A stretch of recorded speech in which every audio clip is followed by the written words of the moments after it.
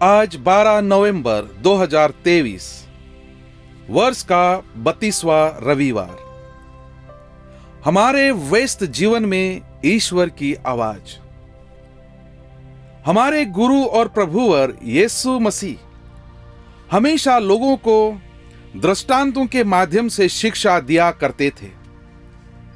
प्रत्येक दृष्टांत के पीछे गहरा अर्थ छिपा होता था और प्रभु यीशु की वाणी को ध्यान से सुनने और उन पर विश्वास करने वाले लोग इनके संदेश को आसानी से समझ जाते थे।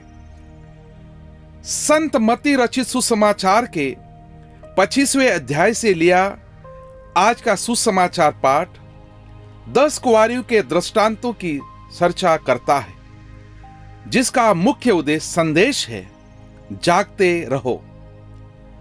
दृष्टांत की शुरुआत प्रभु यीशु इस तरह कहते हैं, उस समय स्वर्ग का राज्य उन 10 कुंवारियों के सदृश होगा जो अपनी अपनी मशाल लेकर दूल्हे की अगवानी करने निकली। 10 कुंवारियों में से 5 नासमझ थी और 5 समझदार। नासमझ अपनी मसाल के साथ तेल लाई, समझदार अपनी मसाल के साथ साथ कुपियों में तेल भी लाई। दृष्टांत के अनुसार दूल्हे के आने में देर हो गई और तब तक सभी कुंवारियां सोने लगी। आधी रात को जब दूल्हा पहुंचा तो उनकी मशालें तो बुझने लगी थी।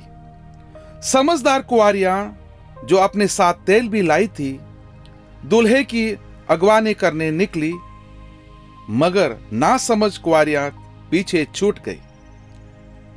बाद में विवाह मंडप के द्वार उनके लिए बंद हो गए और यहां तक कि दूल्हे ने भी उन्हें पहचानने से इनकार कर दिया।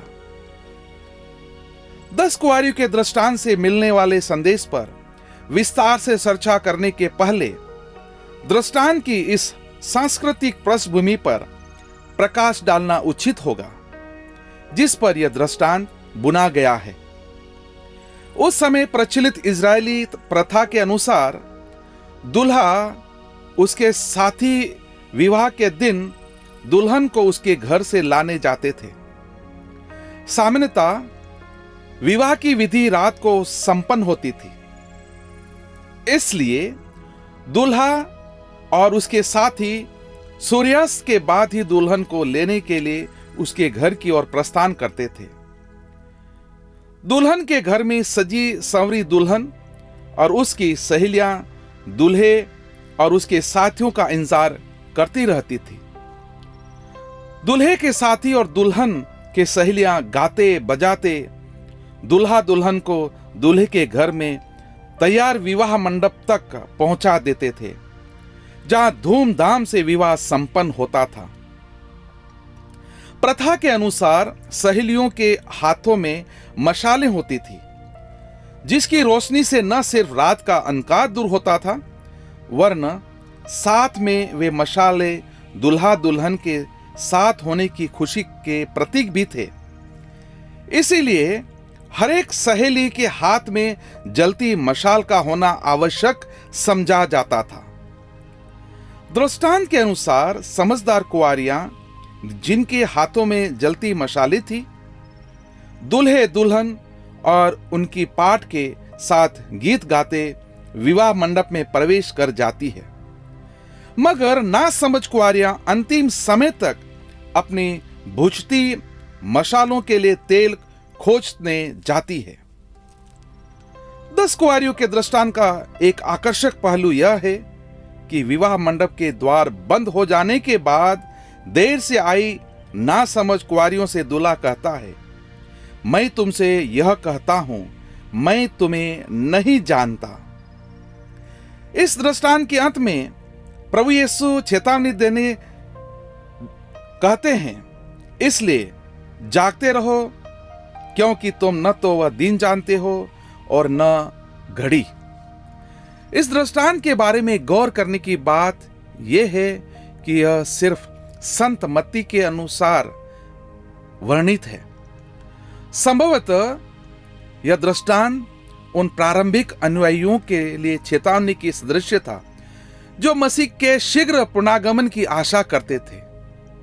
यह दृष्टांत उन्हें सचेत रहने को प्रेरित करता है, ताकि प्रभु के आगमन में देर हो जाने पर भी उनके विश्वास का दिया बुझ न जाए।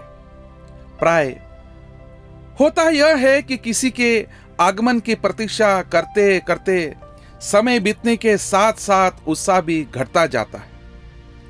इसलिए यह दृष्टांत विश्वासियों को पूरे विश्वास और नवीन उत्साह के साथ एक लंबी प्रतीक्षा के लिए आमंत्रित करता है। 10 कुंवारियों के दृष्टांत को यदि हम पवित्र बाइबल के प्रकाशना ग्रंथ में देखें तो हम पाएंगे कि दूल्हा तो स्वयं प्रभु यीशु ही है। उनकी दुल्हन कलीसिया है। 10 कुंवारियों का समुदाय सभी विश्वासियों के समुदाय का प्रतीक है। उन कुंवारियों के जलते मशाल विश्वासियों के हृदय में प्रज्वलित विश्वास के दीप के सदृश है, और दिए के तेल विश्वासियों के भले कार्यों का प्रतिनिधित्व करते हैं।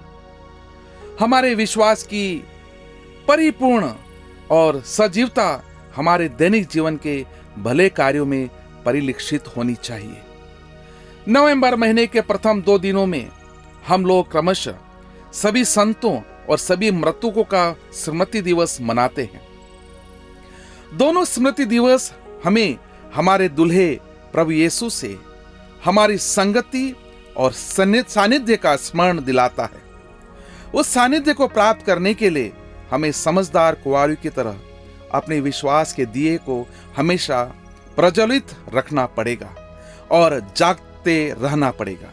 आइए हम अपने विश्वास के दिए को अपने छोटे बड़े सभी भले कार्यों, बोली, वचनों और सुविचारों के द्वारा प्रज्वलित बनाए रखें। आमीन। पिता, पुत्र और पवित्र आत्मा के नाम पर आमीन।